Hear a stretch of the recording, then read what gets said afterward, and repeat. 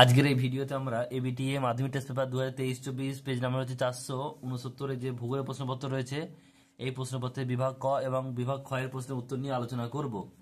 একের দাগের 1 বছর নদী পাড় ভাঙন ও নদীর উপত্যকা প্রস্তরীকরণে যে প্রক্রিয়া ভূমিকা সর্বাধিক সেটি হলো অপশন নম্বর গ জলপ্রবাহ ক্ষয়। 1-2 বছর মরু অঞ্চলের বায়ুর ক্ষয় কার্যের ফলে গঠিত মোরগের ঝুঁটির মতো দেখতে ভূমিরূপটি হলো ইয়ারদাং অপশন নম্বর ক। 1-3 ইউ আকৃতি হিমবাহ উপত্যকা সৃষ্টির কারণ হলো অপশন নম্বর গ একসঙ্গে নিম্নক্ষয় ও পার্শ্বক্ষয়। 1-4 ভূপৃষ্ঠের উপরে যে নির্দিষ্ট উচ্চতায় বায়ুমণ্ডলের তাপমাত্রা 0 ডিগ্রি গিয়ে পৌঁছায় তা হলো অপশন নম্বর ক 10 ডিগ্রি 10 কিমি। 1-5 একটি ঋতুভিত্তিক সমুদ্র স্রোত হলো অপশন নম্বর গ মৌসুমী স্রোত। 1-6 যে জলবায়ু অঞ্চলে উষ্ণতার প্রসার সবচেয়ে বেশি তা হলো অপশন নম্বর খ মরু জলবায়ু। 1-7 অন্ধ্রপ্রদেশ রাজ্যে প্রস্তাবিত রাজধানী হলো অমরাবতী অপশন নম্বর গ। 1-8 বলছে ইন্দ্রাবতী নদীটি যে নদীর উপশাখা গোদাবরী অপশন নম্বর খ। এটি তেজস্ক্রিয় বজ্রের উৎস হলো অপশন নম্বর গ ইউরেনিয়াম। 1-10 মৌসুমী বায়ু ভারতবর্ষের প্রবেশের প্রধান কারণ অপশন নম্বর ক ক্রান্তীয় পূবালি জেট বায়ুর আগমন। 1-11 রেগুর বা কালো মৃত্তিকা উৎপত্তি যে বিশিলার ভূমিকা রয়েছে তা হলো অপশন নম্বর খ ব্যাসল্ট। 1-12 প্রশ্নটি ভুল রয়েছে। এরপর রয়েছে তার 13 দাগের প্রশ্ন ভারতের বৃহত্তম আন্তর্জাতিক বিমানবন্দর যে রাজ্যে অবস্থিত সেটা হচ্ছে কি দিল্লিতে। নামটা কি তোমরা কমেন্ট বক্সে কমেন্ট করে জানাও। 14 বলছে 15 মিনিট ইন্টু 15 মিনিট অক্ষাংশগত দ্রাঘিমাগত বিস্তারে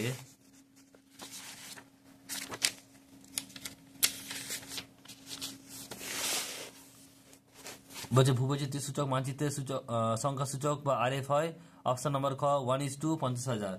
পরটা যদি দেখো ঠিক ভুল। একটা বলছে সাহারায় প্রস্তরময় মরুভূমি হামাদ নামে পরিচিত ঠিক। ডিম ভর্তি ঝুড়ির মতো দেখতে ভূমির উপর ড্রামলিন ঠিক। তারপরটা হচ্ছে দেখো জেট বায়ু প্রবাহ হলো এক ধরনের বলছে জিওট্রপিক বায়ু এটা হচ্ছে ঠিক।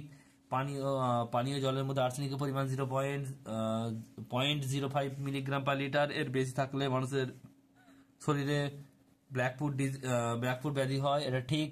তারপরে প্রশ্ন রয়েছে দেখো ল্যাটারাইট মাটির ক্ষতি হচ্ছে ক্ষারকীয়তা থাকলে মানুষের মাত্রা বেশি হয় এটা হচ্ছে ভুল। তারপরে রয়েছে দেখো সাধারণ উষ্ণতায় চিত্রে এফসিসি ব্যবহার করা হয় এটা হচ্ছে ঠিক। পূর্ণিমা তিথিতে সংযোগ অবস্থা পরিলক্ষিত হয় এটা ভুল। তারপরে প্রশ্ন রয়েছে দেখো পরের প্রশ্ন রয়েছে যে শূন্যস্থান পূরণ করো। একটা বলছে দেখো কি 1 নম্বর প্রশ্ন বলছে বায়ু প্রবাহের সঙ্গে আড়াআড়ি গঠিত বালিয়াড়িকে ড্যাশ বলে উত্তেজক বালিয়াড়ি। পরেরটা বলছে দেখো ভারতের দক্ষিণতম স্থান হলো ড্যাশ ইন্দিরা পয়েন্ট। তারপরটা রয়েছে দেখো ফ্লাই অ্যাশ পরিমাণের ভিত্তিতে বায়ুতে উপস্থিত তৃতীয় গুরুত্বপূর্ণ গ্যাসীয় উপাদান হলো কি উত্তর হবে জলীয় বাষ্প। 3 নম্বর হচ্ছে কত 4 নম্বর ফ্লাই অ্যাশ এর প্রধান উৎস হলো ড্যাশ কেন্দ্র এটা কি হবে তাপবিদ্যুৎ কেন্দ্র। 5 বলছে নর্মদা নদীতে ড্যাশ জলপ্রপাত দেখা যায় ধোঁয়াধার জলপ্রপাত। তারপর প্রশ্ন বলছে দেখো গাঙ্গেয় সমভূমির সক্রিয় বদ্বীপ অংশে ড্যাশ অরণ্য পরিলক্ষিত হয় এটা ম্যানগ্রোভ। তারপরে প্রশ্ন ভারতের ম্যানচেস্টার ড্যাশ রাজ্যকে বলা হয় গুজরাটকে। গুজরাটের কোন শহর আমেদাবাদকে। রাজ্য বলেছে তাই গুজরাট বললাম। পরে প্রশ্ন এক কথায় উত্তর দাও হিমরেখার উচ্চতা সর্বাধিক হয় কোন জলবায়ু অঞ্চলে নিরক্ষীয় জলবায়ু অঞ্চলে। একটি মুখ্য জোয়ারে কতক্ষণ পরে আরেকটি মুখ্য জোয়ার হয় 24 ঘন্টা 52 মিনিট। তারপরে প্রশ্ন বলছে দেখো পেট্রোকেমিক্যাল শিল্পের প্রধান কাঁচামাল কি উত্তর হবে ন্যাপথা। পরে প্রশ্ন ভারতের প্রধান 4টি মেগা সিটি সংযুক্তকারী সড়ক পথ নির্মাণের প্রকল্পটি কি নামে পরিচিত সোনালী চতুর্ভুজ। পরে প্রশ্ন বলছে দেখো জনসংখ্যার বিচারে ভারতের জনবহুল রাজ্য কোনটি উত্তরপ্রদেশ আর আয়তনের বিচারে বললে হবে রাজস্থান। আর যদি বলে সবচেয়ে জনসংখ্যা কম কোন রাজ্যে জনবিরল রাজ্য উত্তর হবে অরুণাচল প্রদেশ। পরে প্রশ্ন বলছে উত্তর সরকার উপকূলে অবস্থিত ভারতের বৃহত্তম উপহ্রদের নাম কি উত্তর হবে চিল্কা।